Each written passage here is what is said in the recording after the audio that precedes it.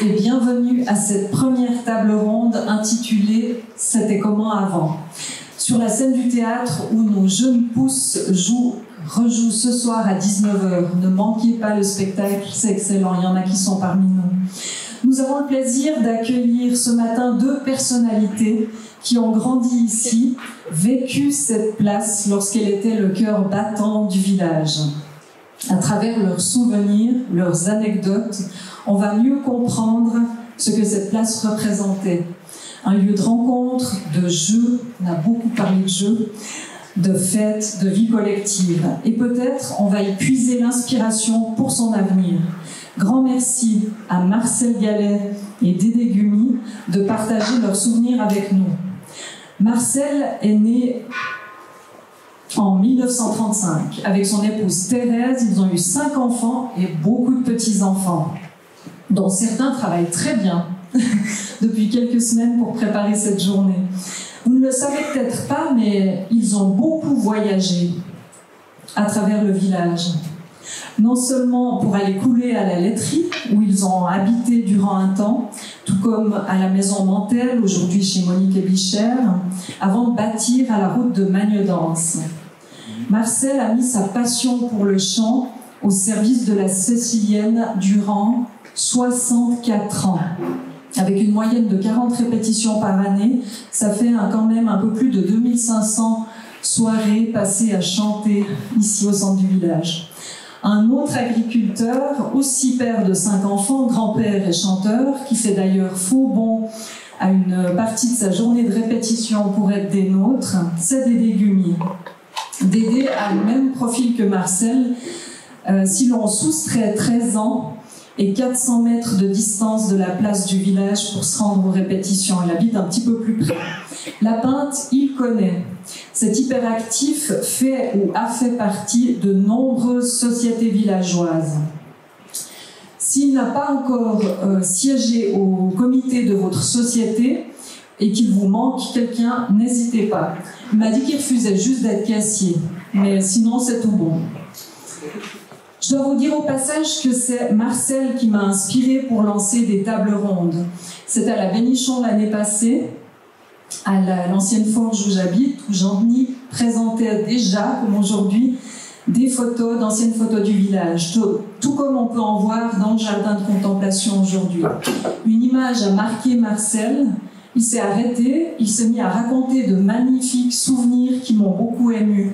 J'espère que vous aurez autant de plaisir que moi j'ai eu à préparer ces entretiens. Place à la première question. Si vous deviez résumer cette place en un mot dans vos souvenirs, ce serait lequel? Pour moi, c'était la place des 3 poteaux. Hein, parce qu'il y a encore la ligne électrique. Et puis, il y avait 3 poteaux qui nous permettaient de jouer au football. Ça montrait les buts. Voilà pourquoi on montait au village, on allait rendez-vous aux 3 poteaux. Ouais, c'était la place. Marcel, en un mot, c'était quoi? Et le jeu de quilles devant la Pinte. Ok, on continue, c'était les 2 mots, les 3 poteaux, le jeu de quilles, je ne sais pas si vous connaissiez ces mots, moi je ne les connaissais pas avant. Donc Dédé, peut-être tu veux nous en raconter un peu plus sur les activités que vous faisiez autour de ces 3 poteaux? Eh bien, après l'école ou les jours de congé, on se retrouvait les copains d'école et puis on a joué ici aux 3 poteaux. On avait une grosse paume, on n'avait pas un ballon, un beau ballon comme les jeunes ont aujourd'hui. Et puis c'était notre lieu de rendez-vous pour aussi jouer à cache-cache.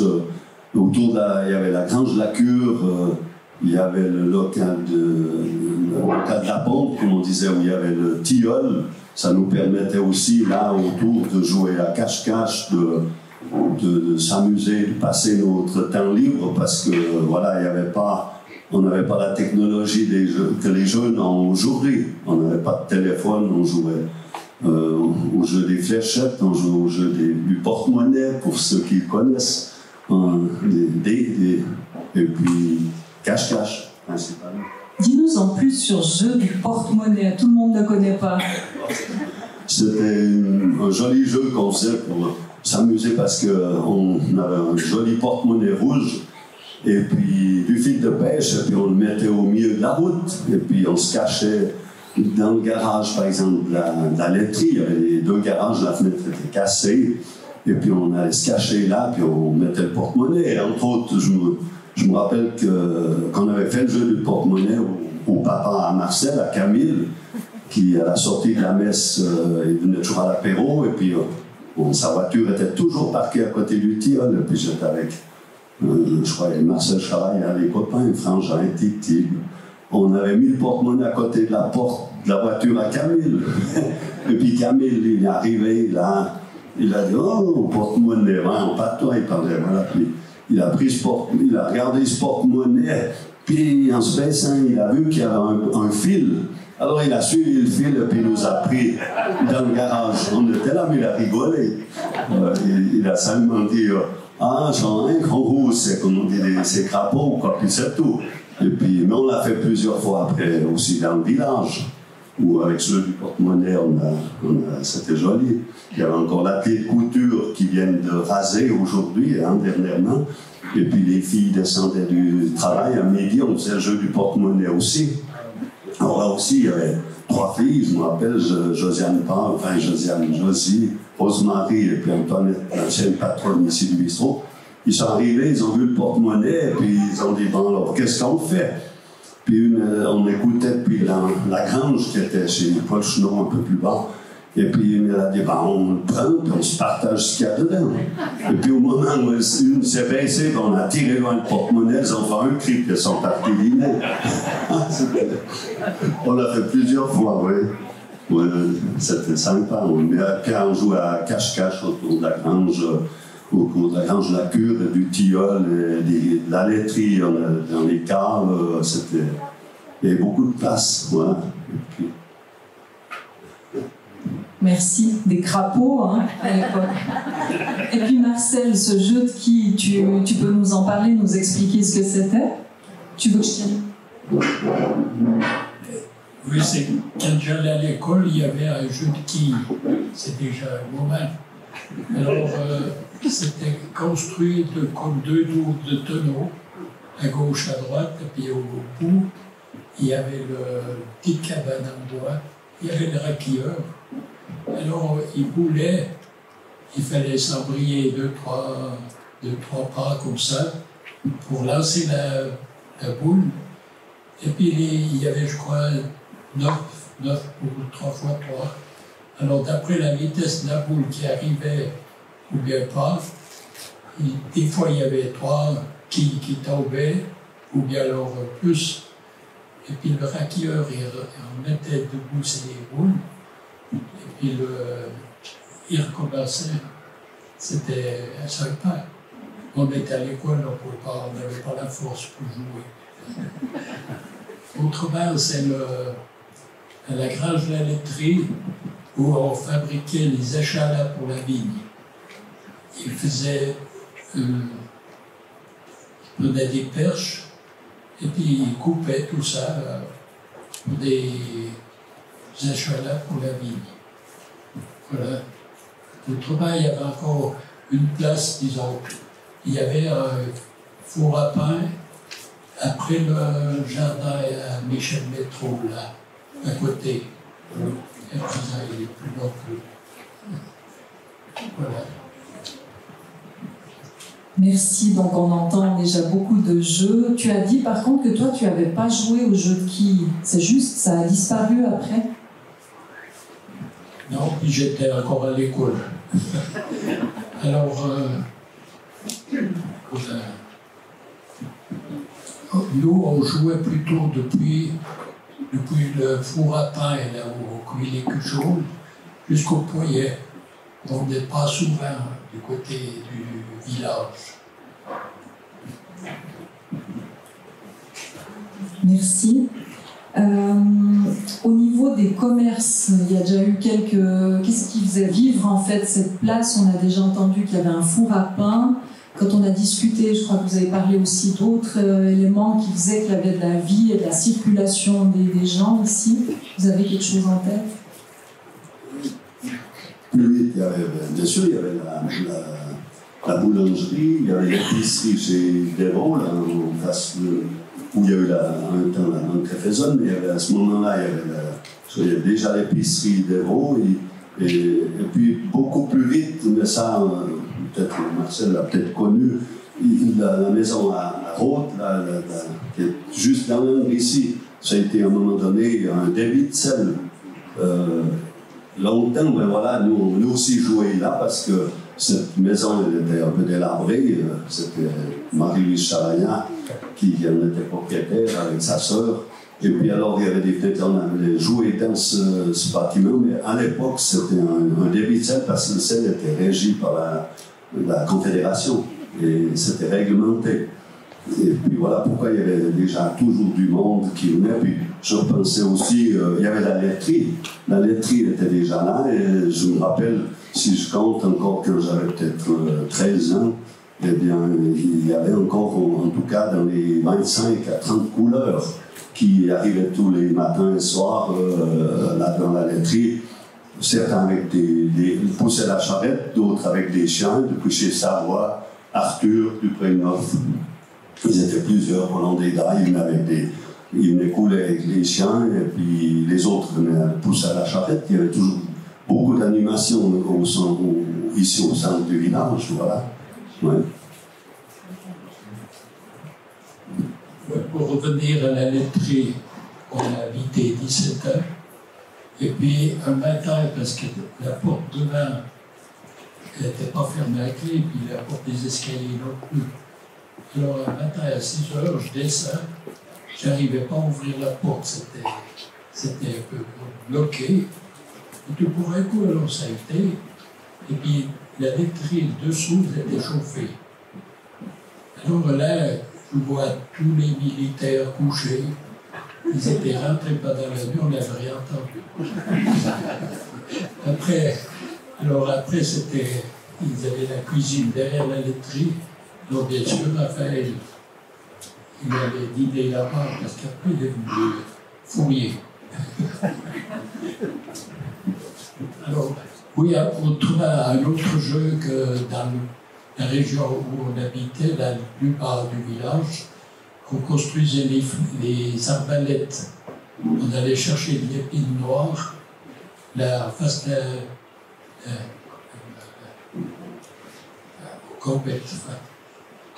Et puis, on allait chercher les roseaux après le pont de la Glane, en bas le vieux moulin.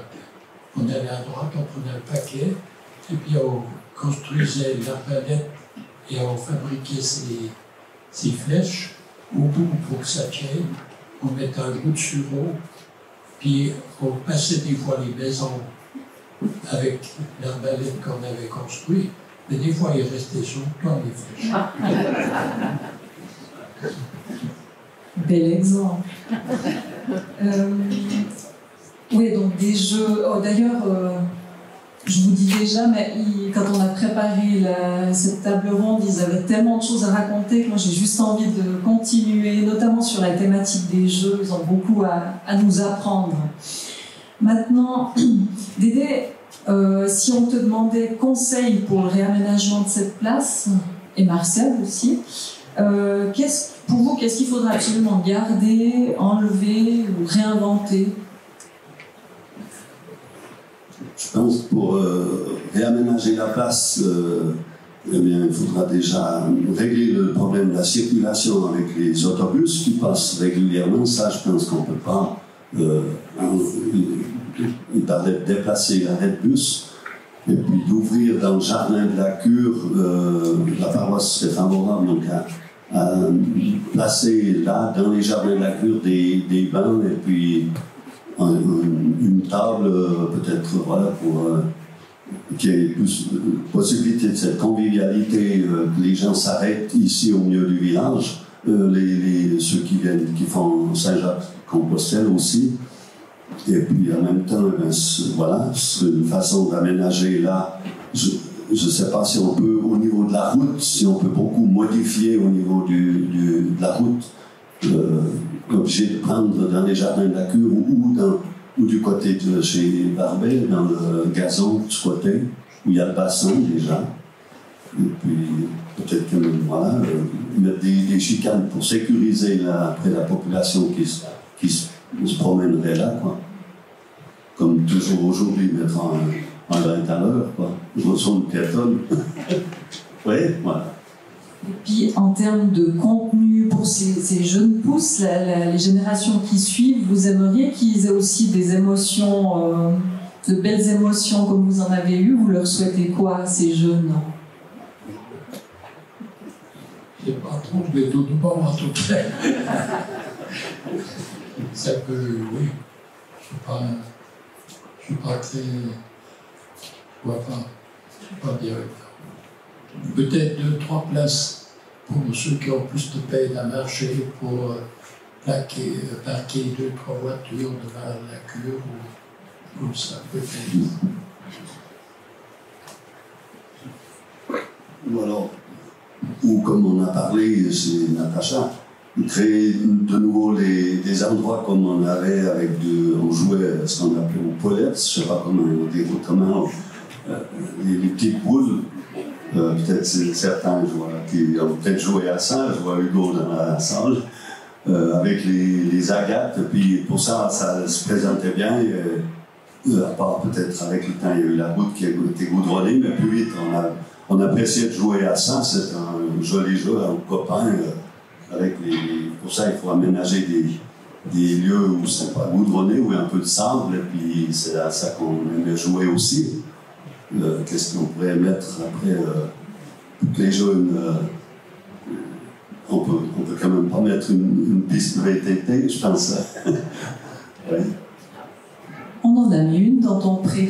Il faut savoir que Dédé a repoussé d'aller mettre les piquets pour qu'on puisse faire un petit parcours de VTT ce matin. C'était pas mal, ça allait très vite déjà. On voit que ça se transforme de place. Fanfare, Bénichon et tout à coup c'est une place sportive. Vous avez vu, il y a encore cet après-midi aussi du yoga et plein de choses dans le jardin de la cure. Vous, pour la partie senior, justement, ce jardin de contemplation, vous auriez besoin de quoi? Ou dans votre vie, vous auriez besoin de quoi? Vous dire, si je devais venir sur cette place, qu'est-ce qui vous ferait plaisir? Le but aussi, c'est de se faire plaisir. Et pour revenir là, qu'est-ce qu'on pourrait faire? Parce que dans le temps, on allait bouler, on allait jusqu'à la Tuffière. Alors c'était les jeunes quand ils mariaient. Bon, bien sûr, les jeunes, on n'avait pas la force. Alors on arrivait à la Tuffière, on payait l'apéro, et puis quand on montait, on roulait de l'eau, et puis on repayait l'apéro. Explique ce que c'est bouler. Moi, il a dû m'expliquer, je ne savais pas du tout. Explique la boule et puis un peu comment ça se passe, parce que c'est quand même un grand terrain de jeu. Hein. Alors, on lançait un charge.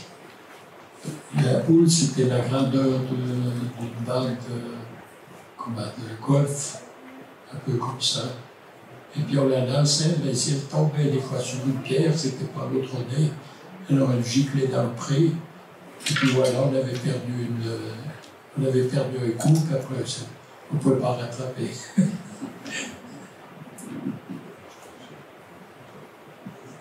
Oui, c'est assez inspirant. L'autre jour, il racontait plein de choses sur ce type d'activité. Moi, ça me donnait juste envie de proposer à la jeunesse. Peut-être qu'ils auront envie de recommencer. Tu as encore des idées? J'ai encore un petit souvenir, là, c'était quand il cerclait un char. Alors, depuis devant la fourche, il y avait la roue en bois qui était posée sur une perche, enfin sur un pic fixé. Et puis les deux, le maréchal, c'était le père au directeur, le chevalier, je ne sais plus. Alors ils sortaient deux avec deux pinces chaque côté, le fer très chaud, bien sûr. Ils posaient sur la roue, et puis avec des merlins, ils tapaient de chaque côté. Les arrosoirs étaient prêts à côté, arrosés pour faire serrer le fer contre le bois. Alors là, les roues, c'était Locke Charles qui les fabriquait. Il était menuisier, Charon. Et puis, voilà, c'était...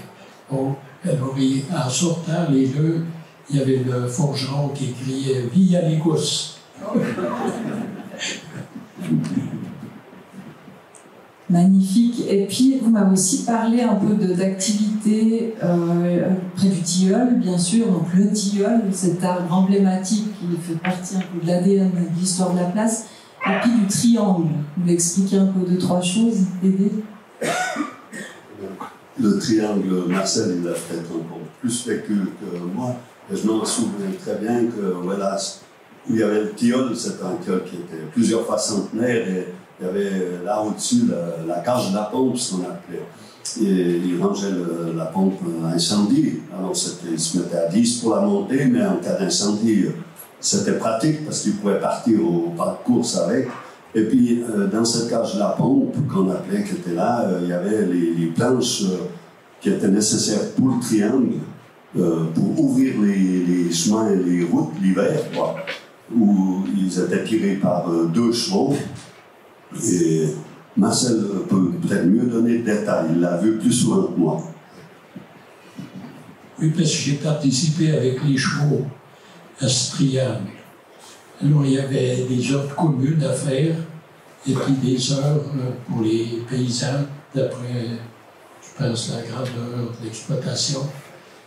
Alors là, on allait passer ce triangle quand il y avait la neige, et pour bout des moments qu'il y avait trop, alors on enlevait la planche, on faisait le triangle plus petit, et puis on continuait, et c'était, oui, c'était une époque.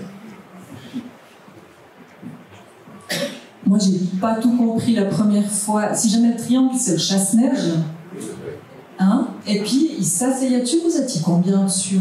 À vous asseoir dessus? Selon la quantité de neige, il fallait plus de gens pour mettre sur la planche? 2 ou 3 personnes. Et puis, ça faisait les heures communes. Ça, c'est aussi quelque chose, les heurtes communes, j'avais jamais entendu. Il faut qu'on... Encore vite ça, racontez-nous ce que c'est, ces heurtes communes.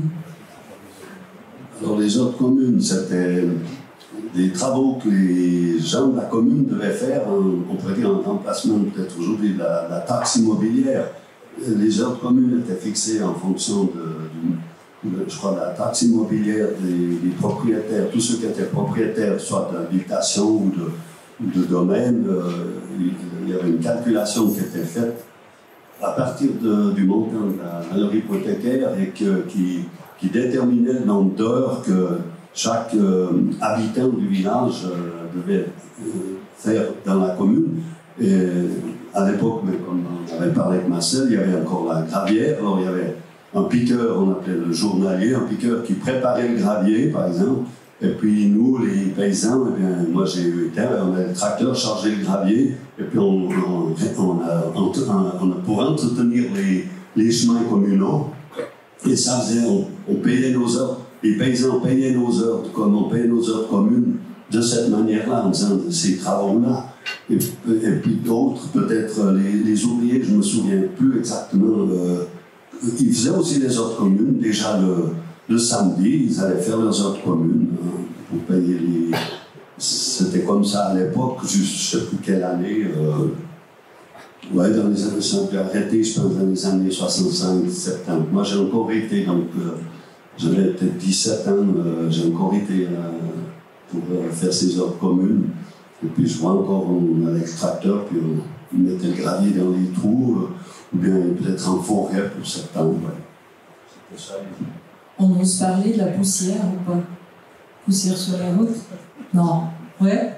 On ne savait pas. Alors, les chemins n'étaient pas goudronnés, et puis c'était une pratique dans ces années-là. Le village avait été goudronné dans les années 58, 60, papa était syndic. Et là, après, les parties non goudronnées, puis la croisée de chez Jean-Pierre Gallet sur l'aviation, ou bien le Poyet, là, tout ça. Alors, les gens, pour éviter la poussière, ils se compliquaient par la vie. Le piqueur, il récupérait l'huile et tout ce qu'il pouvait d'huile de vidange, il avait aménagé avec son monoaxe un petit pont et puis une grande barre. Et puis il passait pour l'été quand il y a la poussière, parce qu'il y avait beaucoup de circulation à cause déjà de l'aviation, voilà, à l'époque. Alors il mettait de l'huile sur les chemins, tout simplement. Il passait dans tous les chemins d'accès, Poyet, direction de l'aviation de Faubourg, et il mettait de l'huile, ça faisait comme ça, il n'y avait plus de poussière. C'était dangereux. Je me rappelle qu'en le village, avec son florette, il avait glissé en bas de Poyet. Forcément, l'été, cette huile, elle était chaude et puis ça venait glissant, mais au moins il n'y avait pas de poussière. Mais voilà, il n'y avait pas le côté, comment on dit ça, de protection de l'environnement. Il était un peu moins poussé dans ces années-là. Il était peut-être moins poussé, mais je pense qu'on polluait un peu moins aussi. Mais oui, bah, très bien, merci.